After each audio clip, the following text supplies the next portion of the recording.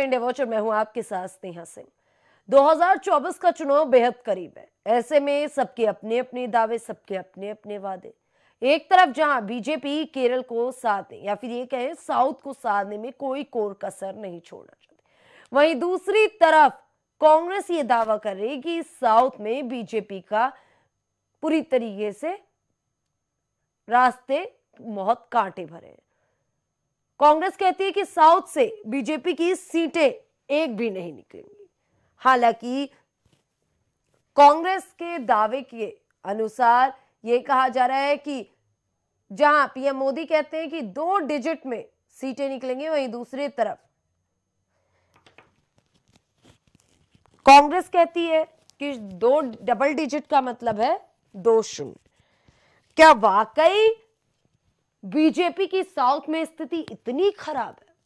आखिरकार साउथ की स्थिति को लेकर के क्यों ऐसे गंभीर आरोप एनडीए पर लग रहे हैं? मुद्दा बहुत ही गंभीर है। इस पर बातचीत करने के लिए हमारे साथ जुड़ चुके हैं बीजेपी नेता विकास पांडे। विकास जी, इंडिया वॉच में आपका बहुत बहुत स्वागत है। धन्यवाद। विकास जी, एक तरफ लोकसभा चुनाव को लेकर के उल्टी गिनती शुरू हो चुकी है, दूसरी तरफ साउथ से लगातार ये दावा किया जा रहा है विपक्षी पार्टियों के द्वारा कि बीजेपी का सुपड़ा साफ हो जाएगा साउथ से। देखिए, विपक्ष के द्वारा इस तरीके के आरोप लगा देना कोई नई बात नहीं है, लेकिन भारतीय जनता पार्टी को आप भी बड़े लंबे समय से पत्रकारिता कर रही हैं जी। तो स्नेहा जी, आप भी जानती हैं कि हम वो राजनीतिक दल हैं जो संघर्षों से निकल करके आज पूर्ण बहुमत की सरकार इस देश में चला रहे हैं और आज इस देश के 60% से ज्यादा राज्यों में हमारी सरकारें हैं। तो ये कहीं ना कहीं भारतीय जनता पार्टी के लिए कह देना उन नेताओं के बड़बोलेपन की तरफ भी इशारा करता है कि आज भारतीय जनता पार्टी 2 सीटों से हमने सफर तय किया था और पूरे देश में केवल हमारी 2 लोकसभा सीटें हुआ करती थी, पहली बार आई थी और वहां से आज भारतीय जनता पार्टी 300 प्लस सीटों के सफर के साथ आगे बढ़ रही है और अगली बार हमारा टारगेट है अब की बार 400 पार जी। तो मुझे लगता है कि इन नेताओं के बड़बोलेपन का ही तो कारण है कि उनका खुद का दल जो कभी इस देश के 70-80% राज्यों में सरकारें चलाता था और उसके बाद कई ऐसे राज्य थे जहां 40-40, 30-30 साल तक उनकी लगातार सरकारें रही। लोकसभा के अंदर 400 से ज्यादा सीटें हुआ करती थी उनकी जी। तो मुझे लगता है कि ये सारे विषय ऐसे राजनीतिक दलों के बड़बोलेपन की तरफ भी इशारा करते हैं। स्नेहा जी, उन्हें अपने गिरेबान में झांक करके देखना चाहिए। भारतीय जनता पार्टी का कार्यकर्ता बहुत मजबूत है और बहुत ताकतवर है। इसकी बानगी तेलंगाना इलेक्शंस में, अभी विधानसभा के तेलंगाना इलेक्शंस में आपको भी देखने को मिली और हमारा 14% का वोट ऑफ शेयर है तेलंगाना के अंदर जी। तेलंगाना जिसे साउथ का गेटवे भी कहते हैं हम सब। विकास जी, जब तेलंगाना की बात होती है तो कहीं ना कहीं कांग्रेस ये कहती है कि केरल और कर्नाटक की स्थिति क्या है, उस पर भी नजर डाला जाए। पूरी तरीके से पूरे साउथ को लेकर के कांग्रेस और पूरा इंडिया गठबंधन ये दावा करता है कि कितनी सीटें बीजेपी के पास है ये जग जाहिर है। देखिए जी, कर्नाटक के अंदर हम ही इससे पहले सरकार में थे। भारतीय जनता पार्टी की ही सरकार थी कर्नाटक के अंदर और उससे पहले भी हम कर्नाटक में सरकार में रहे। तो ये तो कह देना केवल बेईमानी है कांग्रेस पार्टी के नजरिए से, अपनी तुष्टीकरण की राजनीति के बल पे। अगर इतना ही भरोसा था कांग्रेस पार्टी को तो उनके युवराज अमेठी छोड़ करके वायनाड क्यों भागे? किसी अन्य उत्तर प्रदेश की सीट से लड़ लिए होते। अरे भाई, बिहार की किसी सीट से लड़ लिए होते, मध्य प्रदेश की किसी सीट से लड़ लिए होते। केरल जैसा राज्य ही उन्होंने क्यों चुना जहां मुझे लगता है कि अगर बात करें आबादी के प्रतिशत की तो सबसे ज्यादा मुस्लिम और सबसे ज्यादा ईसाई अगर पूरे देश में किसी राज्य में है तो वो केरल जैसे राज्य में, उसमें भी वायनाड की सीट जहां 50% से भी ज्यादा ईसाई और मुस्लिम रहता है वायनाड में। तो ये स्थितियां हैं आज उस कांग्रेस पार्टी की जिसने इस देश के 70%, 80%, बल्कि मैं तो कहूंगा एक समय तो वो था कि 90% से भी ज्यादा राज्यों में सरकारें थी कांग्रेस की। लेकिन आज ये स्थितियां हैं कि अपने लिए एक सुरक्षित ठिकाना ढूंढने के लिए भी अपनी उसी तुष्टीकरण की राजनीति को ही आधार बनाया कांग्रेस पार्टी ने। जी विकास जी, एक तरफ आप कह रहे हैं कि कांग्रेस तुष्टीकरण की राजनीति को ही आधार बना रही, हालांकि कांग्रेस के वरिष्ठ नेता शशि थरूर कहते हैं कि पीएम मोदी ने जो वादा किया, दावा किया है कि साउथ से इस बार डबल डिजिट में सीटें आएंगी, उस डबल डिजिट का मतलब है कि 2-0। यही तो वो बड़बोलापन है। एक सांसद है उत्तर प्रदेश के अंदर, जी जरा चिंता कर लें कभी शशि थरूर जी। ये वही शशि थरूर हैं जो कोप भवन में मंथरा की तरह बैठ गए थे जाकर के, और जिन्होंने कोप भवन में बैठने की वजह से 6 महीने कांग्रेस पार्टी की तरफ देखा तक नहीं था। और ये वही शशि थरूर है कि कोई कांग्रेस पार्टी का सीनियर नेता इन्हें मनाने तक नहीं गया, कोई एक कांग्रेस पार्टी का। तो आज जाकर के इन्हें कांग्रेस पार्टी के प्रति बेहद प्यार और दुलार आ रहा है, तो कहीं ना कहीं अच्छी बात है। वो कांग्रेस पार्टी के बड़े नेताओं में रहे हैं, बड़े नेताओं में हैं कांग्रेस पार्टी के, तो वो मुझे लगता है कहीं ना कहीं ये सारे विषय आज जाकर के कांग्रेस पार्टी के पीछे खड़े हैं। और कांग्रेस पार्टी के पीछे खड़े होने का ही ये कारण है कि आज कांग्रेस पार्टी भी पीछे होती चली जा रही है। चलिए, आपके साउथ में अगर कहीं सांसद जीत करके आते हैं तो आपको साउथ की सीटें मुबारक, लेकिन क्या इससे आप भारतीय जनता पार्टी को काम करने से रोक सकते हैं? अरे भाई, कभी ना कभी किसी न किसी राजनीतिक दल को शुरुआत करनी पड़ती है। अब हम अगर वहां पैर नहीं पसार रहे हैं तो इतनी खलबली क्यों है शशि थरूर जी के पेट में? जी, दूसरी तरफ विकास जी, 2024 के चुनाव को लेकर के लगातार ये सवाल उठ रहा है कि साउथ में 12 से 13% ही वोट रह गया है बीजेपी का, बाकी ज्यादा से ज्यादा कांग्रेस के पाले में या फिर जो दल इंडिया में है उनके साथ है। ऐसे में ये कहा जा रहा है कि किस आधार पे ये बड़ा दावा कर रही है बीजेपी?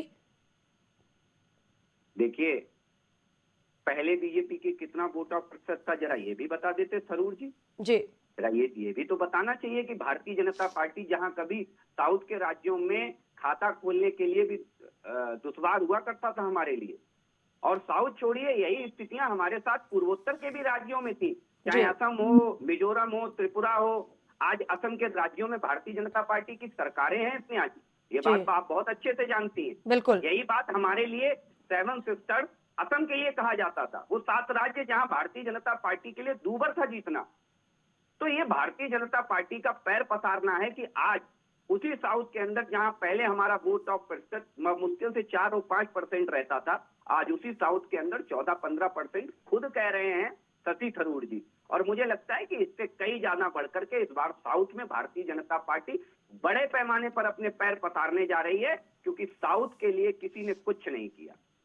आप पूरे देश में घूम करके बात करते हैं जातिगत जनगणना की, जरा थरूर जी से पूछिए कि उसी केरल से सांसद हैं आप भी और इनके तथाकथित नेता राहुल गांधी जी भी, जी, क्यों नहीं केरल के अंदर आप बात करते हैं जातिगत जनगणना? क्या डर लग रहा है आपको केरल के अंदर जातिगत जनगणना की बात करने का? ये दिखा रहा है कहीं ना कहीं, यही तो दोहरी नीति है पूरे कांग्रेस की, जो देश के नागरिकों को आज पता चलती जा रही है स्नेहा जी। और यही कारण है कि आज कांग्रेस पार्टी धीरे धीरे अपने पराभव की तरफ जा रही है, नीचे की तरफ बढ़ती हुई चली जा रही है। अब इसे रोक पाना मुझे लगता नहीं है किसी भी के लिए संभव है। जी विकास जी, एक तरफ साउथ की सीटें, दूसरी तरफ हमेशा से जब भी कांग्रेस की बात होती है तो उत्तर प्रदेश की अमेठी और रायबरेली सीट पे चर्चा होती है। ऐसे में इस बार कांग्रेस पूरे दमखम के साथ मैदान में उतरते हुए ये दावा कर रही है कि साउथ हमारा है और अमेठी रायबरेली भी हमारा है। देखिए, अमेठी तो पहले ही हार चुके हैं मान्यवर राहुल गांधी जी, और हार तो 2014 में ही जाते हैं जी। वो तो कैसे ना कैसे कहिए कि एक कहावत है हमारे यहाँ की, बिल्ली के भाग्य से छीका टूट गया। तो राहुल गांधी जी के भाग्य से, वो विचारों के भाग्य से वो छीका टूट गया और 2014 में बाल बाल बच गए राहुल गांधी जी हारने से। और यही कारण था कि राहुल गांधी जी को पहले से पता था कि वो अमेठी की जनता ने उन पर अविश्वास जता दिया है। देखिए स्नेहा जी, अमेठी का चुनाव हार जाना कोई बहुत बड़ी बात नहीं है जी, लेकिन स्नेहा जी, उस सीट से आपका चुनाव हार जाना जरूर बड़ी बात होती है कि जिस सीट से आपके परिवार की पीढ़ियां सांसद रही हो, गांधी परिवार की राजनीतिक विरासत जिस सीट से चली हो, उस सीट से राहुल गांधी चुनाव हार गए। ये बहुत बड़ा विषय। आप वायनाड से चुनाव हार जाए कोई बड़ी बात नहीं, मेरा भी ये मानना, और शायद आप भी मानती होंगी इस चीज को, कि आप वायनाड से अगर चुनाव हार जाते हैं कोई बड़ी बात नहीं। दूसरी चीज, लेकिन अमेठी या रायबरेली जैसी सीटों पे जो गांधी परिवार की राजनीति का आधार रहा, अगर वहां की जनता आपको नकार रही है तो निश्चित तौर पर ये एक बड़ा प्रश्न चिन्ह उठा रही है आज कांग्रेस पार्टी के नेतृत्व के ऊपर, उस नेतृत्व के ऊपर जिसे रायबरेली और अमेठी ने आज यहां तक पहुंचाया और कांग्रेस को सब कुछ दिया रायबरेली और अमेठी। ये चीजें हैं। दूसरी चीज, अभी आपने एक बहुत बड़ा और अच्छा प्रश्न उठाया कि गठबंधन के साथ इंडी गठबंधन के साथ साउथ के अंदर बीजेपी को कड़ी टक्कर मिल रही है। अरे भाई, उसी वायनाड सीट से सीपीआई ने अपना प्रत्याशी उतार दिया है लोकसभा का। यह भी आप बताइए, उसी सीपीआई ने जो इनके इंडी गठबंधन का हिस्सा है। तो ये चल क्या रहा है राहुल गांधी जी के नेतृत्व में इंडी गठबंधन के अंदर, ये पूरे देश को जानने का अधिकार है और इस देश को जानना चाहिए कि एक तरफ तो आप पूरे देश में कहते हैं कि हम एक गठबंधन 26 दलों का लेकर के आए हैं, वो 26 दल कहते हैं कि पंजाब के अंदर अलग लड़ने की कोशिश हो रही, बंगाल के अंदर ममता दीदी कह रही हैं कि हम 24 के 24 सीटों पे चुनाव लड़ेंगे। तो ये कैसा गठबंधन है? और उधर वायनाड में जाकर के सीपीआई आपके खिलाफ प्रत्याशी उतार देती है।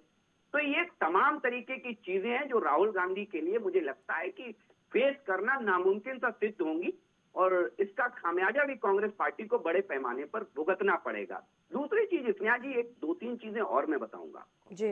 राहुल गांधी जी जिस केरल से प्रतिनिधित्व करते हैं और सम्मानित शशि थरूर जी भी जिस केरल से प्रतिनिधित्व करते हैं, जरा केरल का ज्योग्राफिकल और केरल की सामाजिक संरचना को भी एक बार ध्यान में आप ला लीजिए, मेरा आग्रह है आपसे स्नेहा जी। और वो आग्रह ये है कि अगर इतिहास की बात करें तो उस केरल में 300 वर्ष पहले 99% हिंदू हुआ करता था, 99% हिंदू। और आज उस केरल की स्थितियां ये हैं कि लगभग 50% मुस्लिम और ईसाई आबादी उस केरल में है, लगभग 50%। केरल की आर्थिक स्थिति की बात करें तो कांग्रेस पार्टी ने इस देश पर सबसे ज्यादा समय तक शासन किया। उसके बाद केरल सबसे पिछड़ा हुआ राज्य है। अरे भाई, हम तो है ही नहीं साउथ में। जब हम हैं नहीं साउथ में तो साउथ की ये दशा और दुर्दशा कैसे? इसका भी जवाब साउथ के लोग कांग्रेस पार्टी से जरूर मांगेंगे। जी विकास जी, जब बात साउथ की होती है तो कांग्रेस कहती है कि वहां की जनता बहुत पढ़ी लिखी है और वो बहुत सोच समझ के वोट देती है। क्या मतलब है? जहां की जनता बीजेपी को वोट देती है वो पढ़ी लिखी नहीं है? ये पूरे देश का अपमान है जो गाये बगाए कांग्रेस पार्टी राहुल गांधी जी के नेतृत्व में कांग्रेस पार्टी कर रही है। आप देख लीजिए, सनातन पे सबसे ज्यादा सनातन को कुंठित करने वाले, सनातन पर आघात करने वाले बयान किन पार्टी के नेताओं ने दिए? इसी इंडी गठबंधन के नेताओं ने। विशेषकर आप देख लीजिए कर्नाटक के मंत्री का बयान, जो कांग्रेस पार्टी की सरकार में मंत्री है।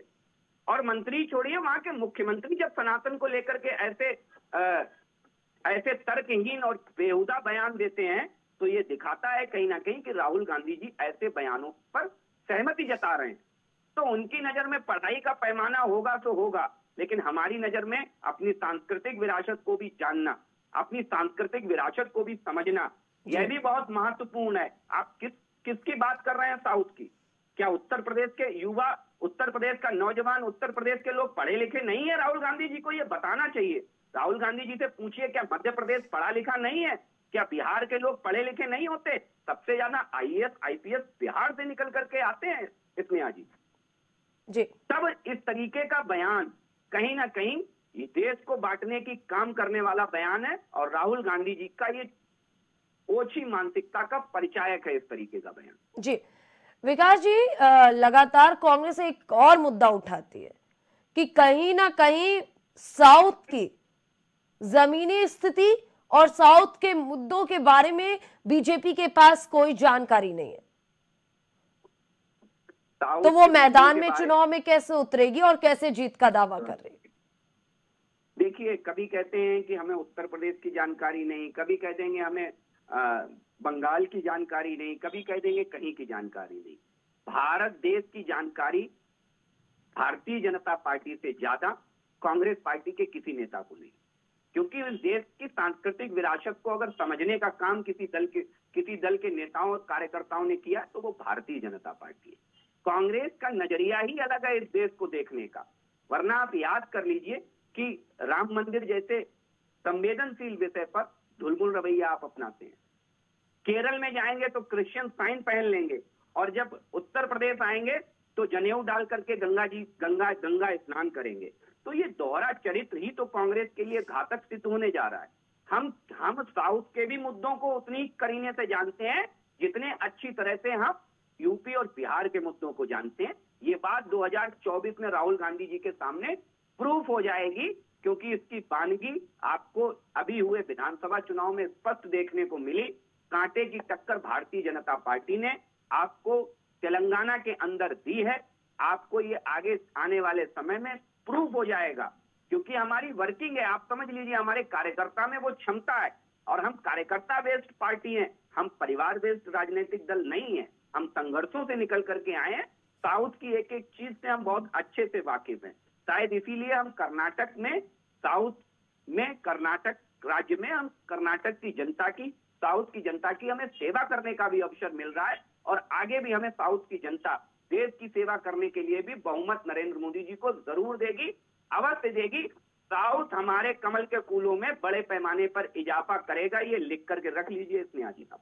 जी विकास जी, अभी आपने कहा कि कमल के फूल साउथ में बहुत मजबूती से खिलेंगे और साउथ का डेवलपमेंट भी होगा। हालांकि कांग्रेस ये कहती है कि जहां अभी सरकार है बीजेपी की, वहां तो डेवलपमेंट हो नहीं रहा। तो इस बार की जनता त्रस्त है और बहुत सोच समझ के वोट करेगी। इस पर क्या प्रतिक्रिया आपकी? देखिए, मैं कहता हूं कि उनके अपने चकमे का नंबर राहुल गांधी जी को और उनकी पार्टी के लोगों को बदलना चाहिए। राहुल गांधी जी को यह भी बताना चाहिए, जिस देश के अंदर राहुल गांधी जी की पार्टी की जब सरकार रही तो केवल 12-13 किलोमीटर हाईवे प्रतिदिन बनते थे। आज वही दूने से भी ज्यादा 39 किलोमीटर प्रतिदिन हाईवे बन रहे हैं। ये हो सकता है कांग्रेस की नजर में डेवलपमेंट का आधार ना हो। आज देश में एक्सप्रेस वे का जाल बिछता चला जा रहा है, लेकिन राहुल गांधी जी सो रहे हैं। सो इसलिए रहे हैं क्योंकि उन्हें ये सब दिख नहीं रहा है। उन्हें दिखेगा भी नहीं, क्योंकि वो तो अपनी परिवार की राजनीति में व्यस्त है। आज देश के अंदर एयरपोर्ट की संख्या कांग्रेस पार्टी के शासनकाल 2014 में उपलब्ध एयरपोर्टों से दुगनी हो चुकी है। चाहे यूनिवर्सिटी की बात कर लीजिए, यूनिवर्सिटी के मामले में भी देश दूने से भी ज्यादा आज आगे खड़ा हुआ है। आज हमारे भारतीय जनता पार्टी के शासनकाल में पूरे देश के अंदर 600 से ज्यादा यूनिवर्सिटी डेवलप हो चुकी है, जो कांग्रेस के शासनकाल में महज 300 समथिंग थी, 300 कुछ थी कांग्रेस शासनकाल में। तो ये बड़ी चीजें हैं, और सोती हुई कांग्रेस को ये सब नहीं दिखेंगे। कांग्रेस तो 1990 से ही सोना प्रारंभ कर दी थी। वो बीच में उनका जो जन जागरण हुआ, वो कहीं ना कहीं जनता ने उन्हें एक अवसर दिया कि शायद अब जाग जाएं, लेकिन परिवार रूपी कांग्रेस पार्टी पुनः सो गई और जनता ने अब उन्हें परमानेंट सुलाने का काम कर दिया। जी बहुत बहुत धन्यवाद विकास जी हमारे साथ इस खास बातचीत में जुड़ने के लिए। हालांकि बता दें पूरे तरीके से जहां बीजेपी मिशन साउथ पे निकल चुकी है, ऐसे में कहीं ना कहीं इंडिया गठबंधन के तमाम तरह के बयान भी सामने आ रहे हैं। अब देखने वाली बात यह होगी कि जहां एक तरफ ये दावा किया जाता है कि मिशन साउथ में बीजेपी सक्सेस नहीं होगी, ऐसे में बीजेपी साफ तौर पर यह कह रही है कि इस बार सभी जगहों पर कमल का फूल खिलेगा और 400 के पार उनकी सीटें पास में आएंगी। अब देखने वाली बात यह होगी कि 2024 के चुनाव में किसके सर पर ताज सजता है और आगे किसकी रणनीति मजबूती के साथ उभरती है। फिलहाल ऐसे तमाम मुद्दों पर बातचीत और खास चर्चाओं को देखने के लिए बने रहे इंडिया वॉच के साथ।